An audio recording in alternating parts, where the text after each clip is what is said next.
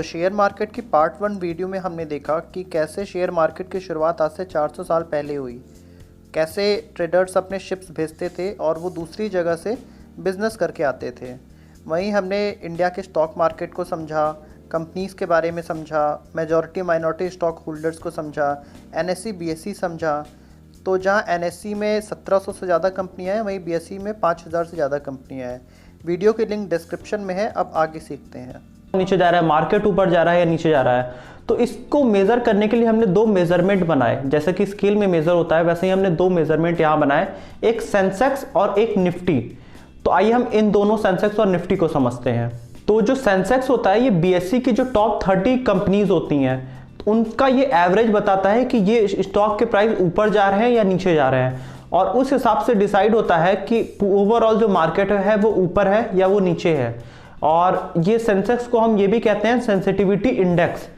तो इस हिसाब से हम ये मेजर कर सकते हैं कि मार्केट ऊपर जा रहा है या नीचे जा रहा है, क्योंकि जो टॉप की कंपनीज होंगी वो ऊपर या नीचे जाएंगी तो ही मार्केट ऊपर नीचे डिसाइड होगा।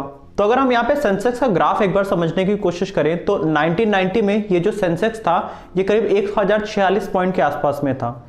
और वहीं अगर हम इसका 2005 में अगर हम इसका ग्राफ देखें तो ये करीब 5880 के आसपास में था।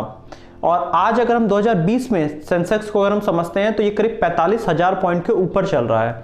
तो इस हिसाब से ये ग्राफ ऊपर नीचे होते हैं। तो ये मतलब जो इंडिया के जो टॉप 30 कंपनीज हैं, ये उनका एवरेज पॉइंट्स हैं, ये ऊपर जा रहे हैं या नीचे जा रहे हैं, ये ग्राफ आपको यही बताता है। इसी तरह जो निफ्टी होता है, ये नेशनल स्टॉक एक्सचेंज की टॉप 50 कंपनीज का ये एवरेज बताता है कि ये स्टॉक्स ऊपर जा रहे हैं या नीचे जा रहे हैं, और निफ्टी को कहते हैं नेशनल 50। तो अगर हम यहाँ पे निफ्टी के अगर हम ग्राफ समझने की कोशिश करें तो 2001 में जो निफ्टी था ये 1000 पॉइंट के आसपास था, और वहीं ये 2011 में बढ़ के ये करीब 5900 के आसपास था, और आज ये करीब 13,000 पे आपका निफ्टी चल रहा है। तो मतलब जो टॉप 50 जो स्टॉक्स हैं नेशनल स्टॉक एक्सचेंज के, ये उनका एवरेज बता रहा है आपको।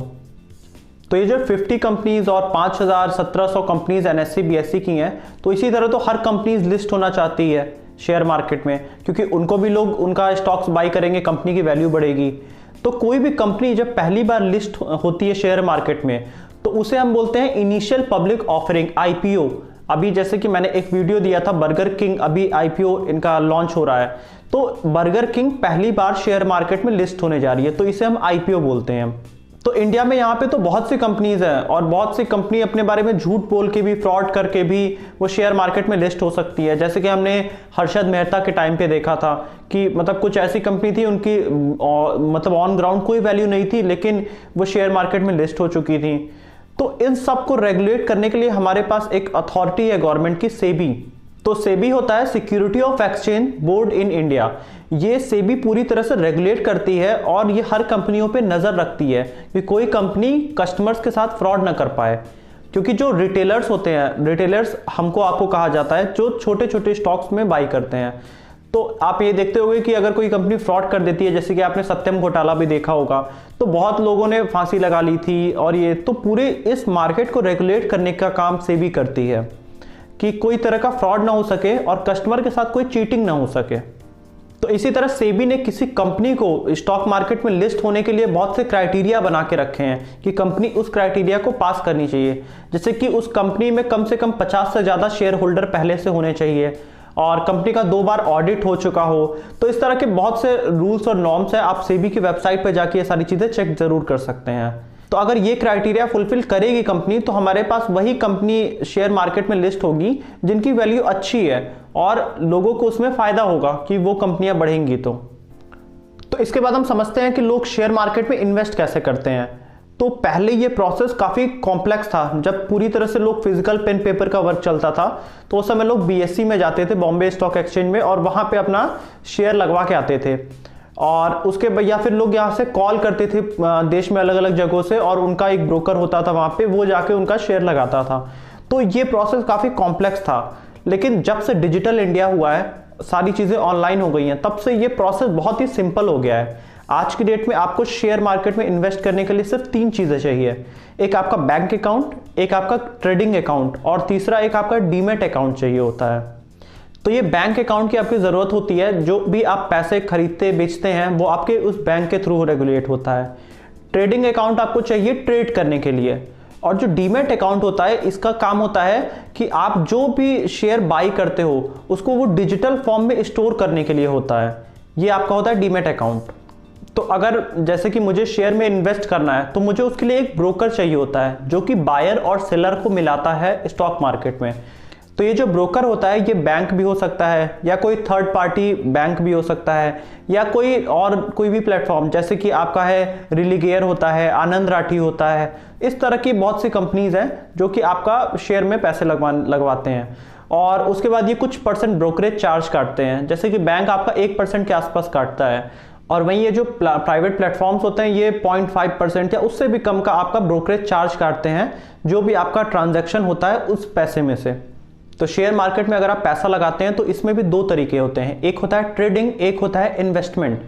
तो ट्रेडिंग वो होता है जो कि हम शॉर्ट टर्म के लिए करते हैं, जैसे कि मैंने एक शेयर में पैसे लगाए, अभी मुझे वहाँ पे 3-4% 5% का रिटर्न मिल रहा है तो मैंने तुरंत वहाँ से पैसे उसको बेचा और फिर मैंने दूसरे स्टॉक में लगाए। तो ये बहुत शॉर्ट टर्म के लिए हम पैसे लगाते हैं ट्रेडिंग में। और वही इन्वेस्टमेंट ऐसा होता है कि हम एक शेयर में पैसे लगाया और मैंने 20-30% या उससे ज़्यादा बढ़ने का वेट किया और उसके बाद मैं उस शेयर को बेचता हूँ। तो ये होता है लॉन्ग टर्म इन्वेस्टमेंट। जैसे कि जो बहुत बड़े बड़े जो भी इन्वेस्टर्स होते हैं, जैसे कि वॉरेन बफेट होते हैं, ये तो अपना पैसा बहुत ही रेयर में मतलब निकालते हैं किसी कंपनी से। या आप इंडिया में देख लो तो राकेश झुनझुनवाला, ये बड़े बड़े इन्वेस्टर्स हैं, ये कंपनी में पैसा लगाने के बाद ये वेट करते हैं। और जो ट्रेडर्स होते हैं ये स्पेकुलेटर्स होते हैं, ये कुछ टाइम में ही शेयर बेच देते हैं। लेकिन इंडिया में मोस्टली जो लोग पैसे लगाते हैं वो किसी के कहने पे लगाते हैं। अगर मैं ऐसा कहूँ कि 80% से इंडिया में ज़्यादा लोगों को शेयर मार्केट के ABCD तक नहीं पता है, वो बस किसी के कहने पे इस कंपनी में लगा दो पैसा, वो लगा दिया। तो यहाँ पे लोग हमेशा शेयर मार्केट में लॉस में होते हैं लॉन्ग टर्म में। अगर आप ट्रेडिंग भी कर रहे हो तो ट्रेडिंग शॉर्ट टर्म होता है, तो अगर आपने किसी के कहने पे किया तो आप हमेशा लॉस में जाओगे। एक्चुअली ये शेयर मार्केट पूरा एक समझने का तरीका है, अगर आप इसको समझ पाते हो तभी आप शेयर मार्केट में पैसे लगाओ। तो जो भी बड़ा इन्वेस्टर होता है जो हमेशा प्रॉफिट में रहता है वो कंपनी को पूरी तरह से रीड करता है, उसके फाइनेंशियल रिकॉर्ड रीड करता है, उसका PE रेशियो देखता है, उसका रेट ऑफ इंटरेस्ट देखता है, उसका फाइनेंशियल रिकॉर्ड देखता है, उसकी परफॉर्मेंस देखता है, उसका देखता है कि वो फ्यूचर में कहाँ तक जाएगी। तो इस तरह से कंपनी की पूरी एनालिसिस की जाती है, तब उस कंपनी में स्टॉक में पैसे लगाते हैं। लेकिन इंडिया में अभी मोस्टली लोग दूसरों के कहने पे लगाते हैं। तो यहाँ पे मैंने सोचा है कि मैं एक वीडियो की कुछ सीरीज बनाने जा रहा हूँ और वो बेसिक आपके लिए एक ट्यूटोरियल की तरह काम करेगी, जहाँ पे आप शेयर मार्केट में किसी कंपनी में स्टॉक में पैसा लगाने से पहले आप कैसे समझें कि इस कंपनी में लगाने में लिए प्रॉफिटेबल होगा या लॉस होगा। तो जो इसकी अगली पार्ट की वीडियो आएगी उसमें मैं आपको शेयर मार्केट का बेसिक बताऊंगा कि आपको किसी कंपनी में इन्वेस्ट कैसे करना है। तो अगर आपको आगे की भी सीरीज की वीडियो देखनी है तो आप इस चैनल को सब्सक्राइब कर सकते हैं और अगर आपको ये वीडियो अच्छी लगे तो आप वीडियो को लाइक कर सकते हैं और अगर आपको वीडियो की रेगुलर नोटिफिकेशन चाहिए तो आप बेल आइकन भी प्रेस कर सकते हैं।